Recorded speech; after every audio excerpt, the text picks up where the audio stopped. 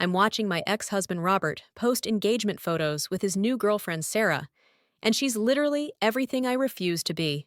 While I spent 7 years telling him his constant touching was disgusting and inappropriate, she's commenting on his posts, begging him to never stop being so hands-on with me.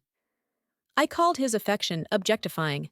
She calls it the reason she fell in love with him. And somehow everyone thinks I'm the crazy one for setting boundaries in my own marriage. The ring is the exact same style I had pinned on Pinterest for 3 years, but he never proposed with. In the comments, she's writing things like, "I can't wait to be your wife," and "Thank you for loving me exactly the way I am." I click on her profile, and there are videos of her talking about how obsessed she is with Robert's physical affection. She posts about how much she loves when he can't keep his hands off her. She gets turned on when he whispers in her ear instead of cringing. She pulls him closer when he grabs her waist instead of pushing away. She begs him to touch her more while I spent years telling him to stop. And I'm sitting here alone, watching another woman get the proposal I wanted with the man I trained to be perfect. Before I dive into this whole mess, please do me a small favor. Make sure to hit that subscribe button, smash the like if this story is already giving you secondhand embarrassment, and let me know in the comments what city you're watching from.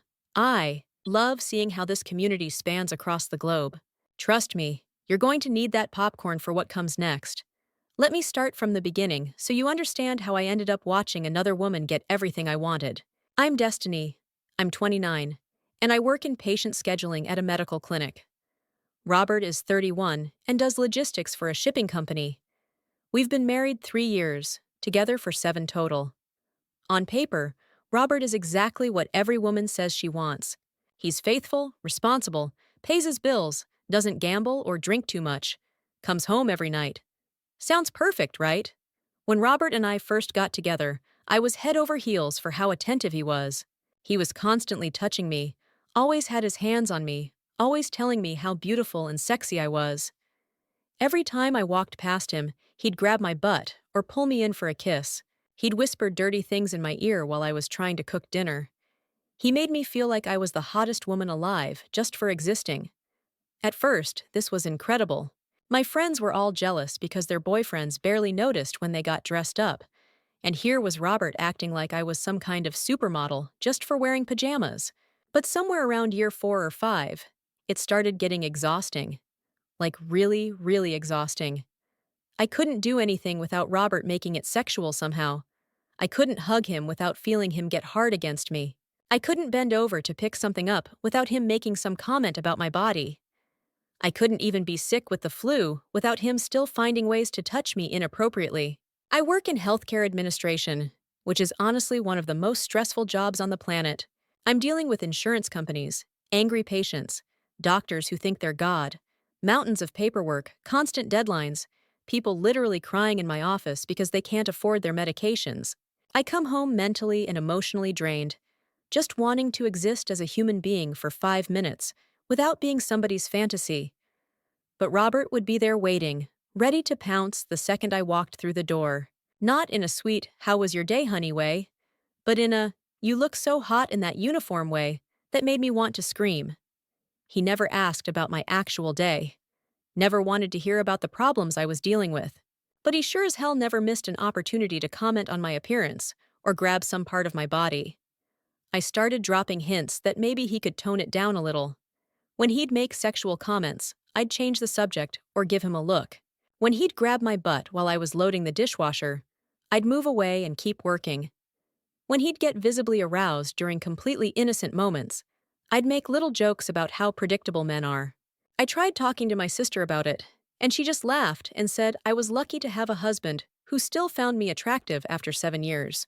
But she doesn't understand what it's like to never have a moment where you're seen as a person instead of an object. My coworkers weren't much help either. When I mentioned that Robert was a little too hands-on, they'd roll their eyes and say their husbands barely looked at them anymore. I started paying attention to how Robert interacted with other people versus how he interacted with me. With his friends, his coworkers, random people at the store, he was thoughtful and engaging. He asked questions, listened to answers, had real conversations about actual topics. But with me, everything somehow circled back to my appearance, or how much he wanted me physically. 6 months ago, I was having the worst week of my entire career. Our computer system crashed, and we lost a bunch of patient files. I was staying late every night trying to recover data, while dealing with panicked doctors and angry office managers. Then this elderly patient died because of a medication mix-up that I couldn't prevent, and I came home completely devastated. I was crying and blaming myself for something that wasn't even my fault. Robert came over to comfort me, but instead of asking how I was feeling or offering emotional support, he said, "You look so beautiful even when you're upset," and started kissing my neck. I could immediately feel him getting hard against my back. In that moment, something inside me just completely snapped. I turned around and looked him dead in the eye and said, "I am so sick of you constantly sexualizing me. It's honestly disgusting." The words came out harsher than I'd planned, but I was just done with feeling like a piece of meat in my own home. Robert stepped back like I'd physically hit him, and I could see he was shocked by what I'd said. "I can't even grieve properly without you getting turned on and pawing at me," I told him. "I'm not just a body for you to grab whenever you feel like it. I'm a person with real feelings and real problems, and all you can think about is sex." Robert tried to interrupt, saying he was just trying to comfort me and couldn't help his physical reactions, but I wasn't interested in his excuses. "That's exactly the problem," I said. "You can't help yourself. You can't see me as anything other than a sexual object. Do you realize you haven't asked me about my actual feelings once this entire week? You haven't asked how I'm handling this crisis at work, or if there's anything you can do to help, but you sure haven't missed a single opportunity to grab my butt or make some comment about how hot I look. There's a difference between love and objectification," I told him. "Love means seeing me as a complete person, not just a body that exists for your pleasure. From now on, I need you to control yourself. No more grabbing my butt when I'm trying to work around the house. No more sexual comments when I'm just trying to exist in my own home. No more getting aroused every time we hug like you're some kind of teenager. I need you to start seeing me as a person instead of a sex object." Robert stood there processing what I'd said, for what felt like forever.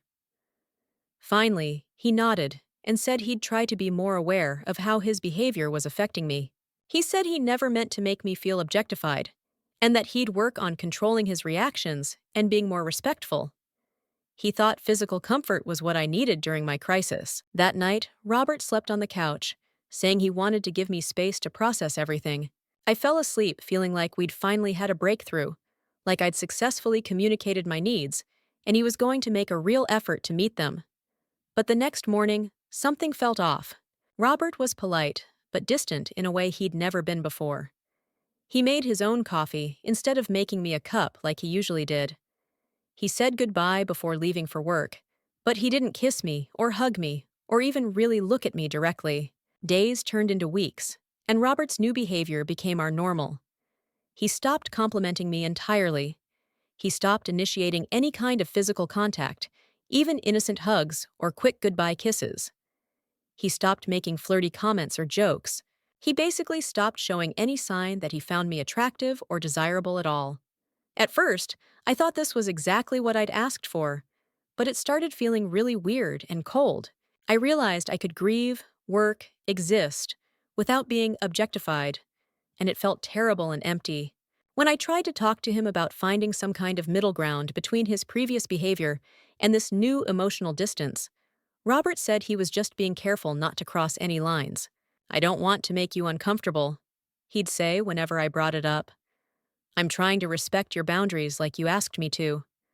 But there was something in his tone that felt deliberately obtuse, like he was missing the point on purpose. I started missing some of the attention I'd been complaining about. Not the constant groping and inappropriate comments, but the feeling of being desired and appreciated. Our conversations became purely practical. "Did you pay the cable bill? What time will you be home tonight? Can you grab some milk on your way back from work?" We were like roommates who happened to share a last name, and Robert seemed completely content with that dynamic. I was at the grocery store when I saw this couple, where the husband playfully grabbed his wife's butt while they were looking at produce. She laughed and kissed him, and I felt this stabbing jealousy. For a second, I thought maybe I was wrong, but then I immediately justified it with, no, she just doesn't understand boundaries. 3 months into this Cold War, I was lonelier and more unwanted than I'd ever felt in our entire relationship. The irony wasn't lost on me that I'd complained about too much attention and ended up with absolutely none. Around the 5 month mark, Robert told me he was going on a business trip to Dallas for a week. Usually, trips like this involved lots of texting throughout the day, phone calls before bed, both of us missing each other. But this time felt completely different. Robert seemed almost relieved to be going. And honestly, I was kind of relieved too. The week he was gone passed in this strange blur. I barely heard from him except for a few basic check-in texts about his flight and hotel. For the first time in 7 years, we were both completely fine being separated. When Robert came back from Dallas, something fundamental had changed about him. He wasn't cold or angry, but there was this distance in his eyes that hadn't been there before. He unpacked methodically, answered my questions about the trip politely, and went to bed early, claiming he was exhausted from travel. Sunday evening, Robert asked if we could talk, and my stomach immediately dropped because I could tell from his tone that this wasn't going to be a casual conversation. He sat down across from me at our kitchen table with this serious expression. I did a lot of thinking while I was in Dallas, he started. About us, about our relationship, about what we both want and need from each other. I don't think we're compatible anymore. The words felt like a physical blow. What do you mean we're not compatible? I asked. We've been together for 7 years. We've always been compatible. Robert shook his head slowly. We were compatible, but somewhere along the way, we stopped wanting the same things from this relationship. I want to be with someone who appreciates how I show love instead of finding it disgusting. I want to be with someone who makes me feel desired instead of making me feel like a creep for being attracted to my own wife. I started to interrupt to explain that I didn't mean it the way it had come out, but Robert held up his hand to stop me. This week in Dallas, I went to a conference mixer, and there was a woman there who was flirting with me, he continued. Nothing happened, but for the first time in months, I felt like someone actually wanted me around. She laughed at my jokes, seemed interested in what I had to say, made me feel attractive and fun and worth talking to. So you're leaving me for some random girl you met at a conference? I snapped, but Robert shook his head. I'm not leaving you for her. I'm leaving because being around her for one evening made me realize how absolutely miserable I've been for the past 6 months. I'm leaving because I remembered what it feels like to be appreciated instead of just tolerated. I'm leaving because I want to be with someone who actually wants to be with me. I do want to be with you, I said, but it sounded hollow even to my own ears. I just needed you to respect some basic boundaries. But that's the thing, Robert said, and for the first time he sounded angry instead of just sad. I never saw you as just a sex object.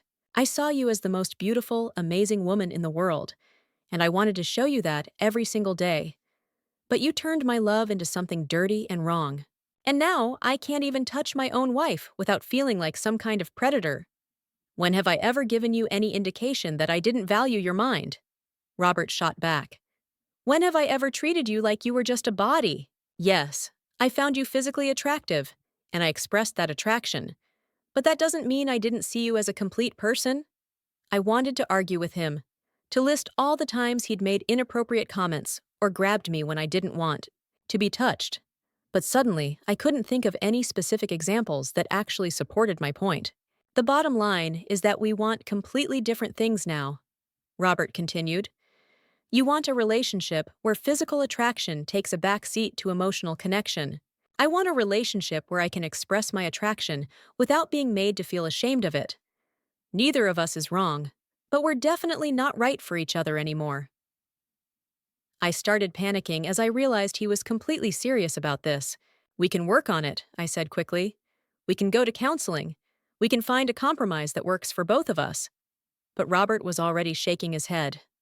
I'm not interested in working on it anymore. I'm tired of walking on eggshells in my own home. I'm tired of feeling rejected and unwanted by the person who's supposed to love me most. I'm tired of having to suppress who I am just to make you comfortable. So that's it?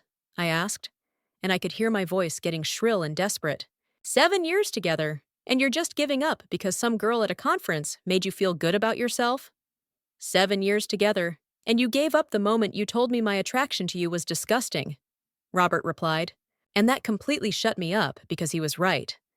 I had given up. The next few weeks were a nightmare of tense conversations and Robert's increasing emotional unavailability. I tried everything I could think of to change his mind. I offered to go to counseling, promised to be more affectionate, even suggested we take a vacation to reconnect and start over. But Robert remained completely unmoved by all of it. It's too late for that, he kept saying. You can't take back what you said. You can't undo the past 6 months. And honestly, I don't want to go back to wondering if every kiss or touch is going to be criticized or labeled as inappropriate. I accused him of being unforgiving and inflexible. I told him he was throwing away something good because his ego was bruised by one conversation. I even threatened to tell everyone that he was leaving me for a younger woman. Go ahead, he said. Tell them whatever version of events makes you feel better. The people who actually matter will figure out the truth eventually. Within a month, Robert had filed for divorce. He moved out of our house and into a small apartment downtown, taking only his personal belongings and leaving me with everything else. The divorce proceedings were swift and relatively painless since we didn't have kids and our finances were pretty straightforward. Robert didn't fight me on anything. He just wanted out as quickly and cleanly as possible. During this entire process, I kept expecting him to change his mind, to realize he was making a huge mistake and come back to try to work things out. But Robert never wavered, even slightly. If anything, he seemed more relaxed and happier as the divorce progressed. 4 months after Robert moved out, I was at the grocery store when I saw him in the produce section with a woman I didn't recognize. She was maybe 26 or 27, pretty in this natural, effortless way, and clearly completely comfortable with Robert in a way that made my stomach turn. I watched from behind a display of apples as Robert put his arm around her waist, and she leaned into him, both of them laughing about something on his phone screen. What absolutely destroyed me wasn't just seeing Robert with someone new. It was seeing how genuinely happy and relaxed he looked. This was the Robert I'd fallen in love with 7 years ago. The woman he was with seemed to genuinely enjoy his attention and affection. When he whispered something in her ear, she giggled and playfully pushed him away, but she didn't look annoyed or uncomfortable. When he kissed her forehead while they waited in the checkout line, she smiled like it was the absolute best part of her day. I was watching Robert be himself with someone who appreciated him instead of constantly criticizing him for it. I followed them out to the parking lot and saw Robert load groceries into a car that wasn't his, clearly comfortable and settled in this new life he'd built without me. The woman said something that made him laugh, really laugh, in a way I hadn't heard in months before our separation. The divorce was finalized 6 months after Robert first brought up separation. By then, his relationship with the new woman was clearly serious and committed, and my increasingly desperate attempts to reconcile had become pathetic and embarrassing. I'd shown up at his apartment unannounced multiple times, called him crying in the middle of the night, and even tried to get his friends to talk to him about giving me another chance. Nothing worked, because Robert was completely and totally done with me and everything about our relationship. He'd moved on in every way that mattered, and I was left trying to figure out how to build a life without him. 1 year later, I'm scrolling through social media when I see it. Robert posted engagement photos, but I already told you about that at the beginning, how I'm watching this whole thing unfold in real time. I'm still single and still angry about how everything played out. I see updates about Robert and Sarah looking happy and successful together, and it makes me physically sick. They went to Europe together last month, something Robert and I had talked about doing for years, but never managed to plan. She gets the version of Robert that I helped create, the one who learned from our relationship and became a better partner because of it. Meanwhile, I'm stuck explaining to potential dates why my marriage ended, trying to find someone who will understand that I wasn't being unreasonable when I asked for boundaries and basic respect. But every time I tell the story, I can see the confusion in their eyes. I know Robert is probably telling people that I was impossible to please, that nothing he did was ever good enough, that I made him feel unwanted and unappreciated in his own marriage. But that's not the complete story. He's conveniently leaving out the part where he objectified me and made me feel uncomfortable in my own home. But I'm the one who's truly free now, free from a relationship where I was constantly made to feel uncomfortable and objectified by someone who was supposed to love and protect me. That's what I keep telling myself anyway. And most days, I almost believe it's actually true.